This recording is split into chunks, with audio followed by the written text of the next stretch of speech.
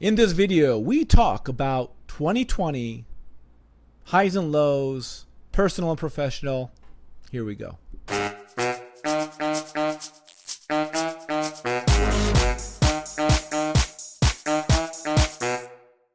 Hey everyone, welcome. We are here. It is December 29th, 2019, and we are just a few short days away from the start of 2020, the end of 2019, and the end of a decade. And a lot of people have been doing some real serious, deep reflection on their lives, their mission, meaning. And I think in this video, what we're going to talk about is what happened in the last decade from my perspective. And we'll keep this short and pithy and make this meaningful and have some value for you. The last decade, on a personal level, started out in an odd and poor way. My father passed away December 1st, 2010, and the last time I saw him was in November for Thanksgiving. And one of the things that is notable about my father, who was, I believe he was 70 when he passed away, one of the things that I'm very proud of is at that time I was working for an agency. In 2010, I had been working in advertising for 7 years.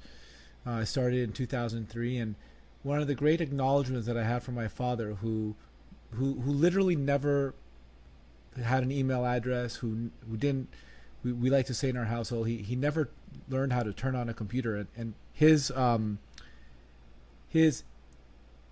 uneasiness with computers and technology of that ilk, the internet, his inability to see the opportunity there, I think was a dramatic driving force for me and my interest in exploring all the different ways that people communicate in our world. And I'm going back to 1994 now, when my parents generously bought me my first computer. It was about $2,500, big piece of technology.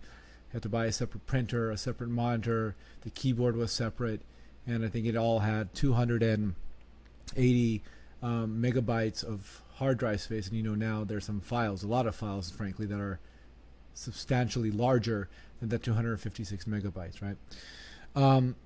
So when my father passed away, he had recently commented that I had finally found the thing that I was doing, the passion, the calling. I'd figured this out. Not that I had, but at least something was going right in the advertising business for me, and I'd found the thing that I'm good at.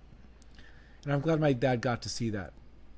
We didn't have a great relationship, but when we did talk, it was often through my mother, and the messages that I got from my dad were filtered through my mother.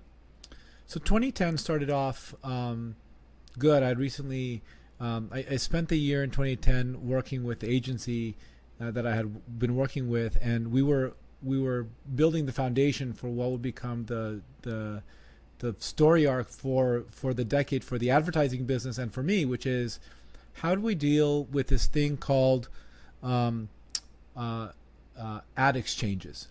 It wasn't called programmatic. It wasn't called real-time bidding. It was, are you buying from the ad exchanges? And the agency that I was working for, when we were doing RFPs, the question was, list all the ways that you buy advertising. And we thought, okay, well, we buy advertising through contracts and with sales reps. But I had heard in my peripheral vision, so to speak, about the ad exchanges. Went to an iMedia conference in the middle of the year of 2010 and found out all the things that agencies were talking about around programmatic advertising or the ad exchanges or supply side platforms. And it turned out that there was an opportunity within the agency I was working for to help them craft a business unit. And I didn't develop it. I should say that there were I was doing the work of the senior people within the agency who wanted me to explore this. And then over the course of 9 months, in February of 2011, we started running the first programmatic ad campaign within the agency as a separate business unit for City National Bank. And we were buying media through MediaMath. And that time, that moment, and even the period before that really the period leading up to February of 2011 was a pivotal moment, because I learned how to figure out. I learned the things that I needed to do to figure out unknowns, unknown processes, unknown business units, unknown mechanisms for doing business, unknown expectations, unknown results, just not knowing. I figured out how to deal with the not knowing part of it, and to just go out in a way where I didn't have much backup other than the senior people within my organization who said, "Go do it, Robert. We believe in you." The other opportunity, and one of the things I learned during that phrase, is that in order for me to be able to move on to do something interesting and different, I had to have the right infrastructure in place to be able to leave what I'm currently doing, which was running the digital advertising business unit in Los Angeles, to be able to start this new thing. And the person who I left it with, the person who kind of took up the role as the director of digital media, which I had, is Tony Price. And I name him specifically because we've known each other for 20 years. And he's our current chief operating officer at Brill Media. Great dude. Really smart, just a great dude. And so 2011, my first shot at building a programmatic business, a trading desk. It was great. A lot of interesting conversations, a lot of education, and a lot of sitting down and just taking people out to coffees and dinners and helping evangelize for what the opportunity is for the programmatic ecosystem and what it represents, what it doesn't represent, the challenges that it creates, the opportunities that it creates. Notably, what I remember is that publishers were hesitant or reticent in their interest in providing inventory for the marketplace. And that was because there were challenges to the marketplace that programmatic was creating, and really it was just a challenge of, is it possible for us buyers to buy inventory in a way that is less expensive for the exact same inventory? And the answer is yes in some cases and no in other cases. The value has to be there. The data has to be there in order for the inventory to make sense.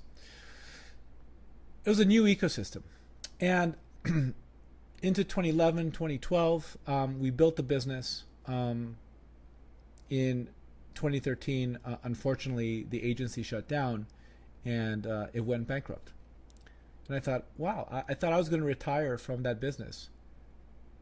But a miraculous thing happened in April of 2013 is I met my wife. I didn't know it at the time. I knew it a few months later, didn't act on it. Whole personal drama. So I met my future wife, and in later on in the decade we got married. So that's number two. I met my beautiful wife, Nicole. 2013, I started Brill Media, and I promptly took a job at Eisenberg Group because I just wasn't ready to shoulder the burden of doing everything, at least for a short period of time, on my own, including selling. I didn't know how to sell. I haven't been a trained seller.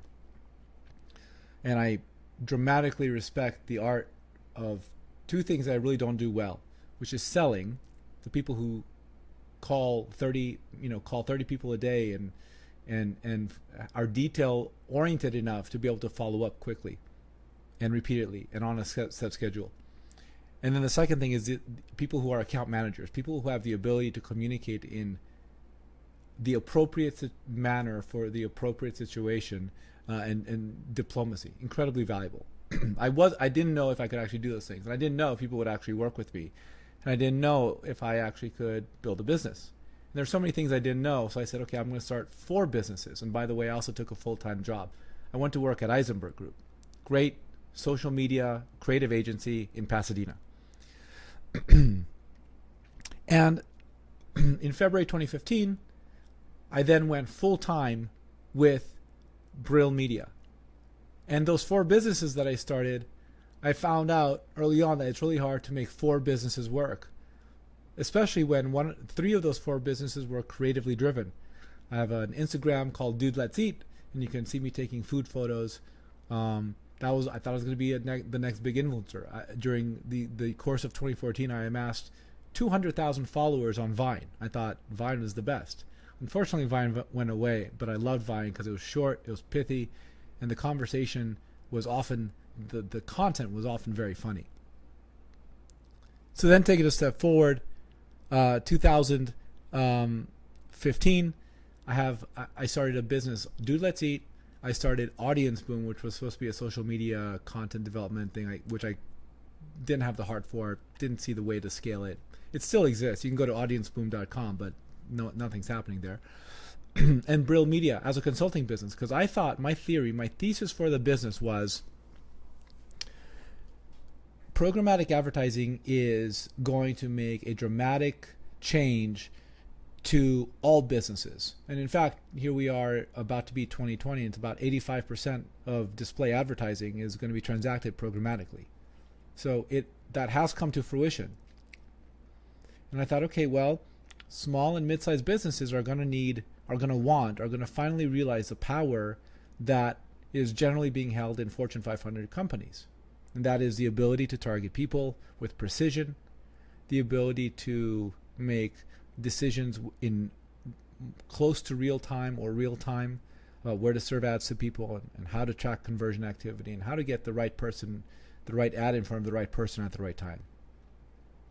So my thesis was twofold. Number one, there's a lot of need for education and knowledge and conversation and help and handholding and coaching and therapy around programmatic advertising. And number two is that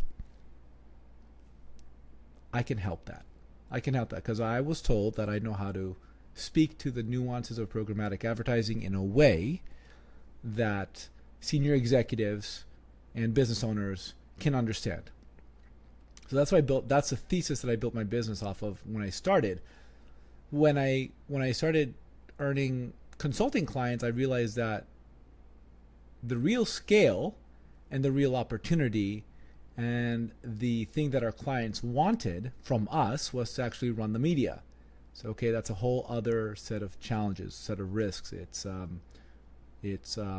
having cash flow. It's setting up credit. It's having access to platforms that are very expensive. And by 2016, I made a determination that I'm going to push aside the influencer marketing stuff that we did. I'm going to push aside the social media, and I'm going to go full out on programmatic advertising. And in 2017, it all came together. And that's 2017 when I hired my first employee, who was a part-time employee named Stu Stoikov. He's still with us, great dude. And Bridget Barrett. And Bridget Barrett, fantastic, incredible, smart woman who is now getting a PhD. So someday soon you're going to see research papers about the media written by one Bridget Barrett, and I can say she was my first full-time employee. And so programmatic became much more accessible to the marketplace, and we sold in our business by evangelizing the power of programmatic advertising and actually doing away with programmatic altogether. The concept of programmatic is really just the concept of advertising.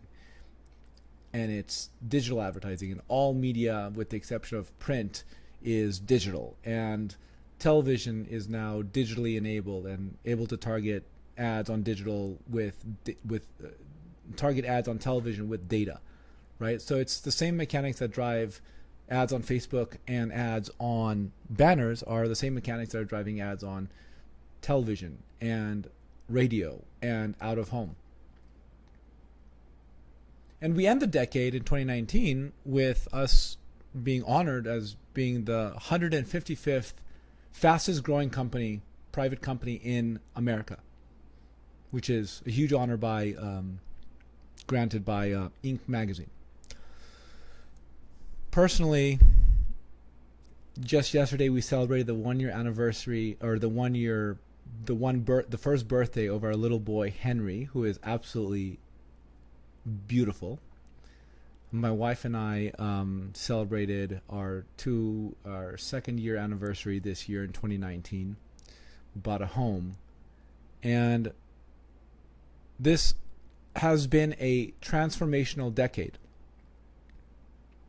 The decade has given me the love of my life. I have learned incredible amounts personally and professionally.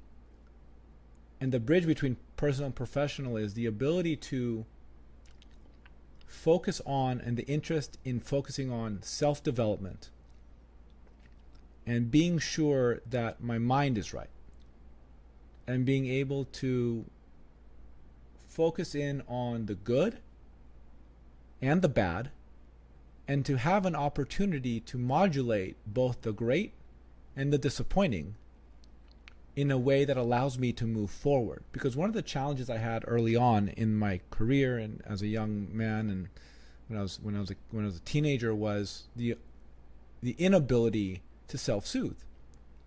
And as I think about entrepreneurship and I talk to other entrepreneurs and I've joined great groups like Entrepreneurs Organization, and I hear people talking on videos and groups on Facebook and LinkedIn, one of the most important things for anyone, whether you're an employee, you're an employer, whether you're in the advertising business or you're an accountant or you're an athlete, is mindset. I think probably one of the most dramatic things I learned this decade is how to develop a stronger relationship with containing and maintaining a healthy mindset. And the ways in which I do that ebb and flow, I know when I'm feeling particularly, when I need particular comfort, it goes to food. But even just the ability to recognize a stressful moment, simply calling it a stressful moment turns into an opportunity to own it, monitor it, and when I know how I feel, I then can move on because the thing that I'm feeling is not a mystery. And then the last part of that is gratitude. And I don't practice this often enough, but there are many nights when I go to bed and I just in my mind just say thank you to whoever or whomever or whatever is listening. Just a thank you. Thank you to my wife for being just an amazing woman, the love of my life, the woman who I wake up every morning for. And for giving me, for the universe, for giving me abundance. That's been a key word for the decade. Living a life of abundance, creating abundance, and knowing that there is opportunity, there is food, there is shelter, there is love. All of that exists in abundance. Any of those things that I learned, any of the technical things that I've learned over the last decade or the last 16 years that I've worked in advertising can all be pushed away or drowned out with negativity. And while I'm no means perfect at it, because I definitely have my days, but the ability to see the positivity, the opportunity, and the abundance in a situation has always helps me in the best and the worst situations. So this decade has been transformative for me, and I hope that 2020, the next decade, the next 10 years of our lives, are filled with happiness, love, joy, abundance, opportunity. And I'll see you guys soon.